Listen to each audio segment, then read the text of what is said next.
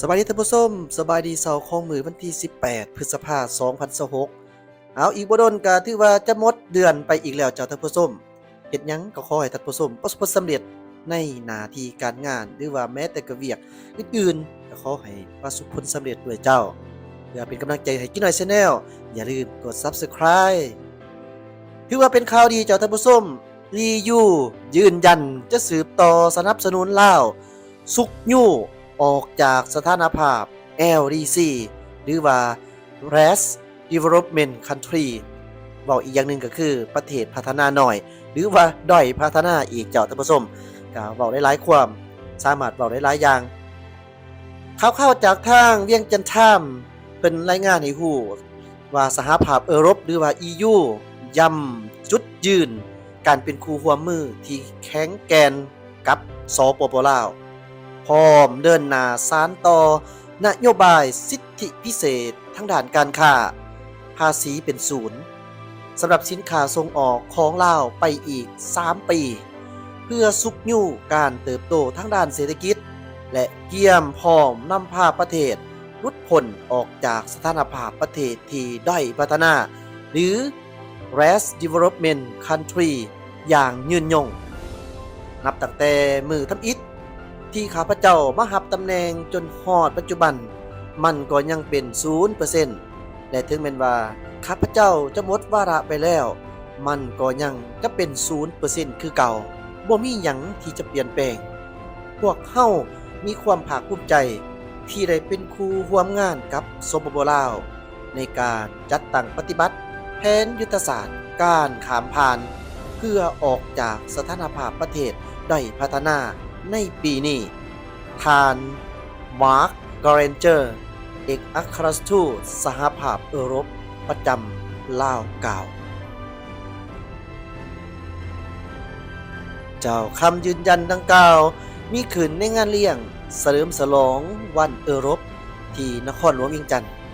โดยการเป็นเจ้าภาพของคณะผู้แทนสหภาพยุโรปประจำสปป.ลาว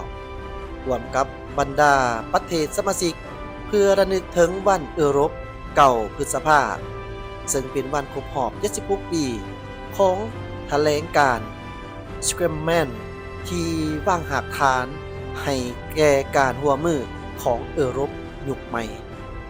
งานครั้งนี้ได้รับเกียรติเข้าร่วมโดยท่านนางสวนสวรรค์นิยเกตรัฐมนตรีกระทรวงวัฒนธรรมและท่องเที่ยว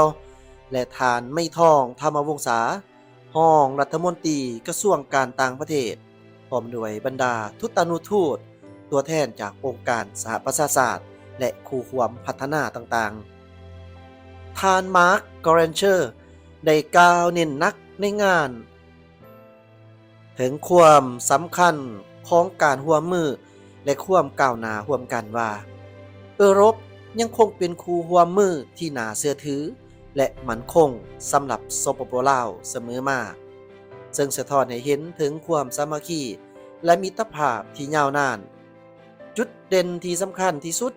แม้นการยืนยันถึงผลสำเร็จของการค้าสองฝ่ายโดยท่านทูตได้กล่าวย้ำอย่างนักแน่นว่าอัตราภาษีสำหรับสินค้าลาวที่นำเข้าไปยังยุโรปแม้นอยู่ที่ระดับศูนย์มาตั้งแต่มือที่ท่านมาหับตำแหน่งจนถึงปัจจุบันนี้และยังคงจะเป็นศูนย์ต่อไปซึ่งนโยบายนี้จะสืบต่อไปอีกอย่างน้อย3 ปีในขณะที่สปป.ลาว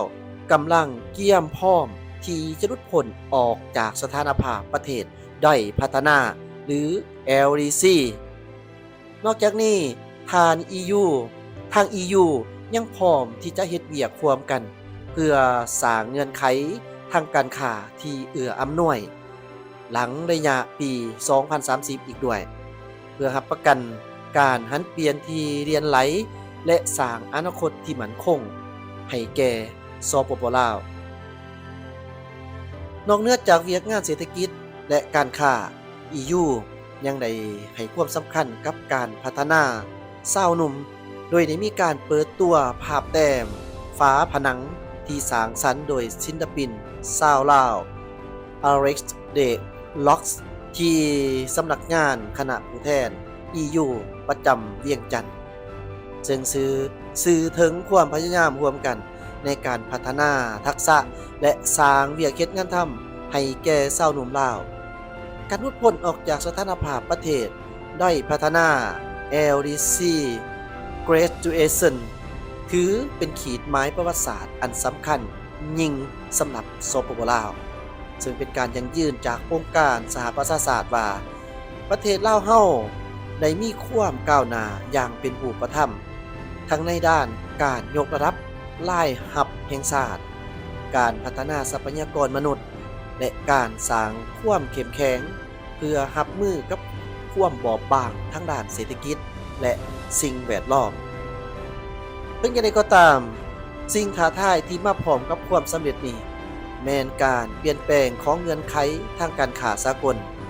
ภายใต้สถานภาพ LDC Last Development Country ในระยะที่ผ่านมาสินค้าส่งออกของลาวได้รับสิทธิพิเศษทางด้านการค้าจากสหภาพยุโรปผ่านโครงการทุกอย่างยกเว้นอาวุธ Everything But Arms EBA ซึ่งอนุญาตให้นำสินค้าเกือบทุกชนิดเข้าตลาดยุโรปได้โดยบ่ต้องเสียภาษีเมื่อเป็นประเทศหนึ่งก้าวออกจาก LDC หรือว่าประเทศที่ทุกข์ยากอย่างเป็นทางการแล้วตามหลักการแล้วสิทธิพิเศษเหล่านี้แม้นจะสิ้นสุดลงซึ่งอาจส่งผลกระทบโดยตรงต่อต้นทุนและความสามารถในการแข่งขันของภาคธุรกิจส่งออกนี่คือเหตุผลหลักที่นโยบายของ EU ดังกล่าวในข่าวข้างต้นจึงมีความหมายอย่างลึกซึ้งต่อการอยู่รอดและการเติบโตของเศรษฐกิจลาวเจ้าบอกได้ว่านี่ถือว่าเป็นข่าวดีสำหรับพลเมืองประชาชนลาวประเทศลาวที่จะหลุดพ้นออกจากคำว่าประเทศที่ด้อยพัฒนากลายเป็นประเทศกำลังพัฒนายังอีกบ่พอเท่าใดก็จะหอดมือต่อไปสำหรับเฮาเจ้าข่อยคนลาวก็บ่ได้แม่นเป็นคนที่ทุกข์ยากอยู่ในประเทศด้อยพัฒนาอีกต่อไปเจ้าท่านผู้ชมมีแต่ว่าเฮาจะเป็นคนกำลังพัฒนาฉะนั้นสิ่งใดที่มันดีสิ่งใดที่ว่ามันจะเฮ็ดให้เฮาผ่านพ้นไปได้เฮาก็ต้องได้บุกบืนเช่นเดียวกันอันนี้นี่ให้ความสำคัญอีหลีเนาะเจ้าท่านผู้ชมโดยเฉพาะแม่น้องนุ่งเฮาผู้ที่ยังหนุ่มน้อยที่มีโอกาสได้ได้เรียนก็ขอฝากให้ตั้งใจเรียนทั้งนี้ทั้งนั้นไผก็อยากได้เงินเดือนสูงแต่ถ้าหากว่าอยากได้เงินเดือนสูงความรู้บ่ถึงอันนี้มันก็เป็นไปได้ยากฉะนั้นหลายคนบ่เข้าใจว่าการที่อยู่ประเทศลาวแม่นได้เงินเดือนน้อยอันนี้ก็ต้องบอกตรงๆเลยว่าถ้าเฮามีการศึกษาสูงเฮาก็จะได้เงินเดือนสูงเช่นเดียวกันมีให้เห็นในหลายบอนขอเป็นกำลังใจให้ทุกหน่วยงานทุกภาคส่วนที่ได้ร่วมกันเฮ็ดให้ประเทศลาวกลายจะเป็นประเทศที่กำลังพัฒนาหลุดออกจากสถานภาพ LDC หรือว่า Last Development Country ประเทศพัฒนาน้อยขอชมเชยหลายเจ้าขอบใจที่ติดตามรับชมอย่าลืมกด Subscribe สบายดีเจ้า